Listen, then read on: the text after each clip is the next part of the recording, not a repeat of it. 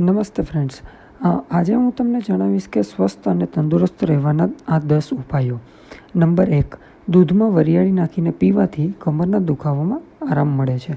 Number 2, રાત્રે નાભીમાં તેલ નાખીને સૂવાથી મગજ સારી રીતે કામ કરે છે. નંબર 3, મૂળાનો રસ પીવાથી પિત્તાશયની પથરી થતી નથી.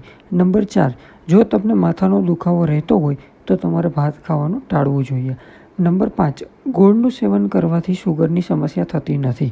નંબર 6, દરરોજ આદુનો એક નાનો ટુકડો ખાવાથી બીમારી થતી નથી.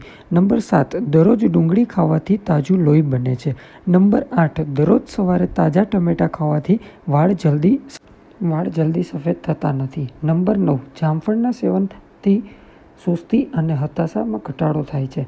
નંબર 10, ફળો ખાધા પછી પાણી ન પીવું જોઈએ, તેનાથી એસિડ બને છે અને છાતીમાં જલન પણ થઈ શકે છે.